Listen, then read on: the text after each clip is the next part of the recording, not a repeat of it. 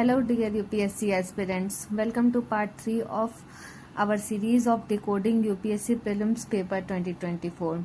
So let's start with question number 48 from set C. Now read the statement. Statement 1 says there are no parables in Upanishad. Now see, the words, extreme words like no, never, all, always or even are generally wrong in UPSC questions. So in this case also statement 1 गलत होगा. तो if statement 1 गलत होगा तो 1 and सी तो eliminate हो गया. Now C statement 2, Upanishads वर composed earlier then Puranas. सो अगर हम एंशियंट हिस्ट्री ध्यान से आपने पढ़ा होगा तो सी उपनिषद का जो पीरियड है that was from 700 to 500 BC, but Puranas were compose during the period of Gupta. तो ये स्टेटमेंट करेक्ट होगा. सो 48 का आंसर जो है हमारा बी आ गया. Now come to question number 49. India is a member of International Grain Council. Suppose you don't know anything that India is a member or not, but read statement 2.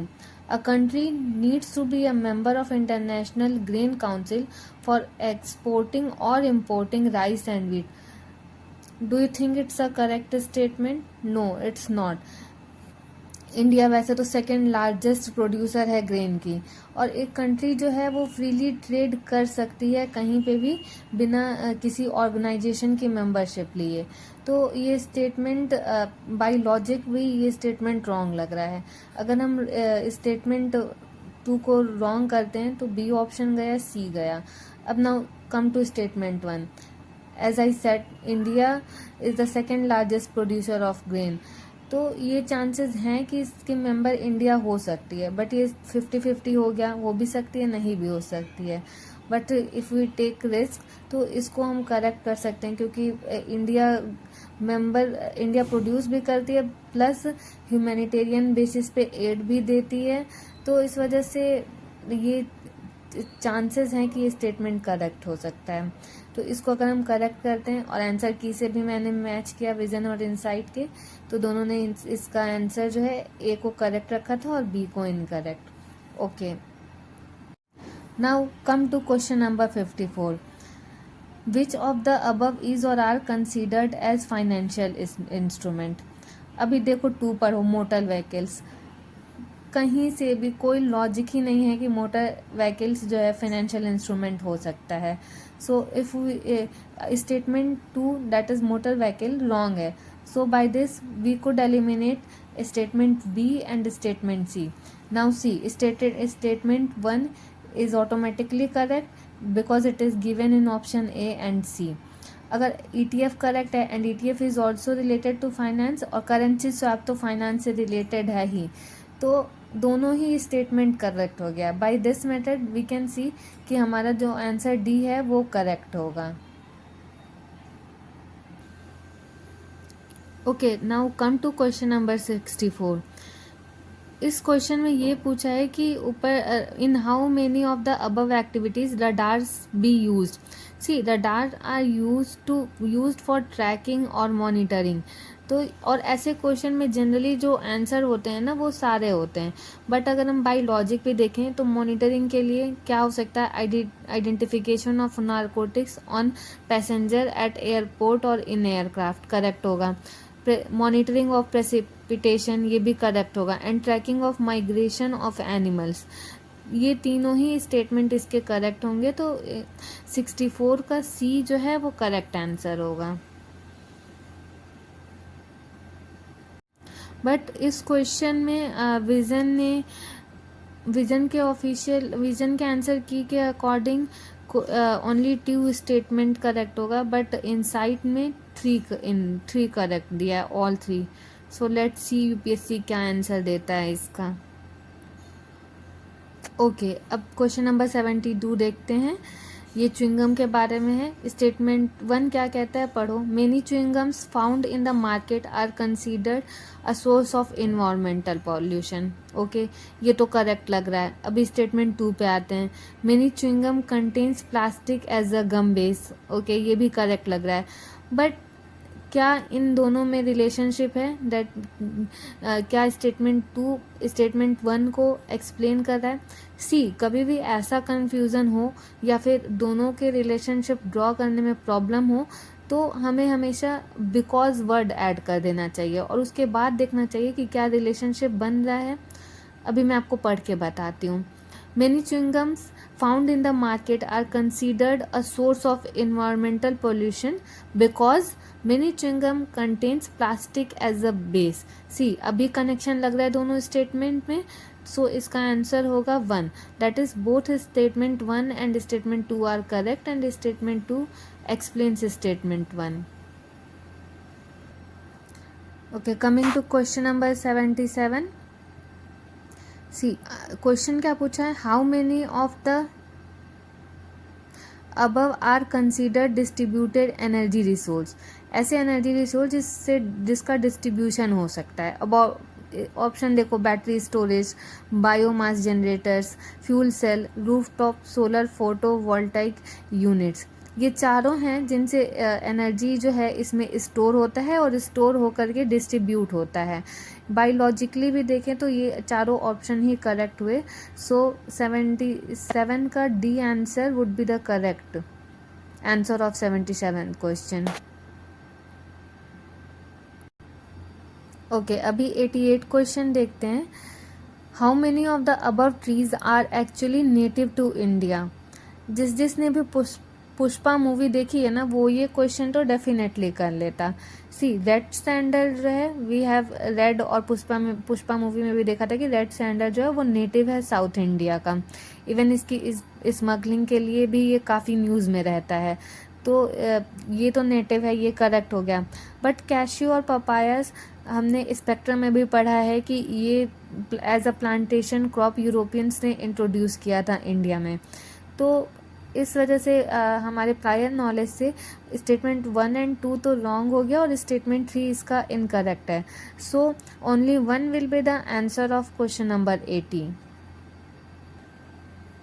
अब question number 82 देखते हैं। देखो, वैसे तो ये question NCERT से लिया गया है, एनसीईआरटी ज्योग्राफी से, बट हाँ, अगर किसी को नहीं भी पता था तो बाय लॉजिक के थ्रू हम इसको कर सकते थे। See how, with reference to water vapour which one of the following statement is or correct. It is a gas the amount of which decreases with altitude.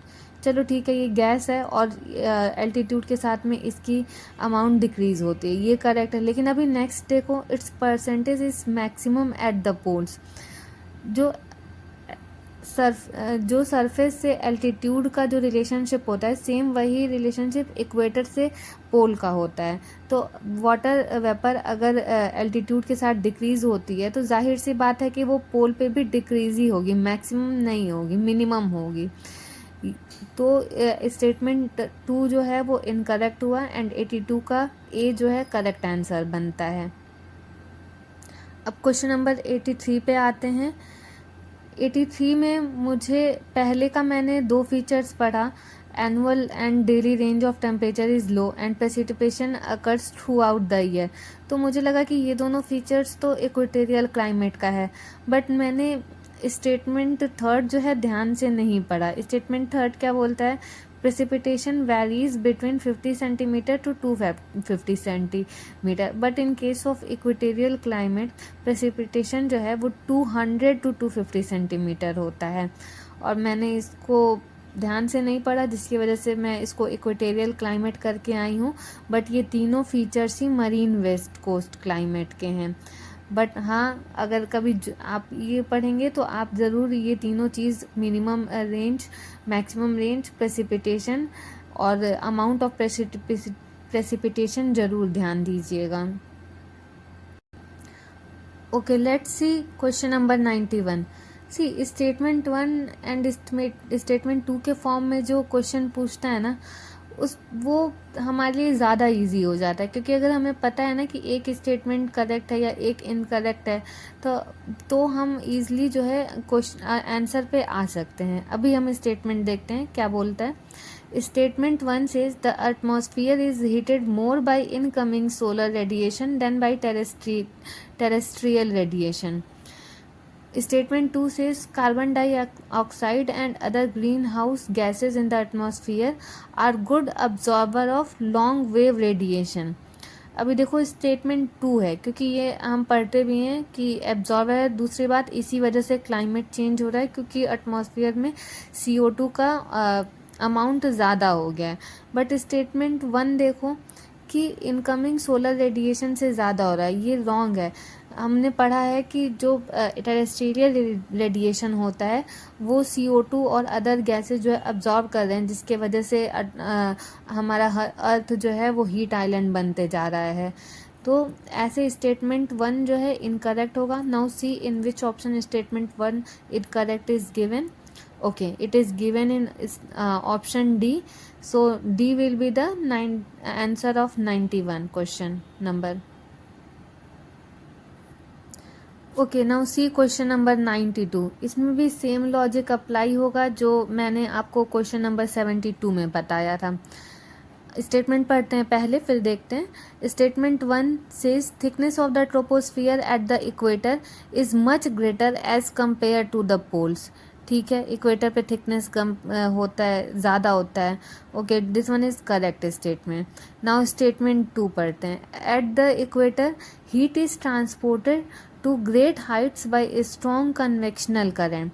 अभी हमको नहीं पता क्या रिलेशनशिप है दोनों में। अब बिकॉज ऐड करके देखते हैं कि क्या स्टेटमेंट 2 स्टेटमेंट 1 को जस्टिफाई कर रहा है। Thickness of the troposphere at the equator is much greater as compared to the poles because at the equator heat is transported to the great heights by a strong convectional current. So we can see कि statement 2 is a correct reason for statement 1. So answer A will be the right answer for question number 92. Okay friends, अभी question number 94 देखते हैं हम।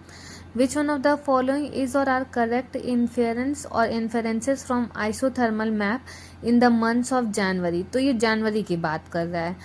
The isotherm deviate to the north over the ocean and to the south over the continent.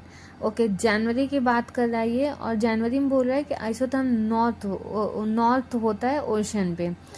तो ये statement वैसे तो correct है, but पहले स्टेटमेंट 2 पे आते हैं। The presence of cold ocean currents gulf stream and north Atlantic drift make the north Atlantic ocean colder and the isotherm bend towards the north. ये क्वेश्चन जो है एब्सोल्युटली रॉन्ग है। क्यों? देखो, वी नो कि गल्फ स्ट्रीम जो है वो एक वार्म करंट है and north Atlantic drift is also a warm current because it is an extended arm of Gulf Stream. तो इस वजह से अगर दोनों वार्म है तो ये नॉर्थ अटलांटिक ओशन को कोल्डर कैसे रखेगा? जाहिर सी बात है कि वार्म करेगा। तो स्टेटमेंट 2 जो है वो रॉन्ग है, और इस क्वेश्चन में ना स्टेटमेंट 1 राइट है। तो 94 का आंसर बनता है ऑप्शन ए। ओके फ्रेंड्स, आज के लिए इतना ही। सो हमारा बाय लॉजिक जो हम UPSC 2024 के क्वेश्चन सॉल्व कर सकते थे वो हो गया। कल से मैं आपके लिए जो PYQ बेस्ड या थीम बेस्ड जो क्वेश्चन थे 2024 में वो लेकर के आऊँगी। So till then work hard, believe in yourself and stay tuned. Thank you.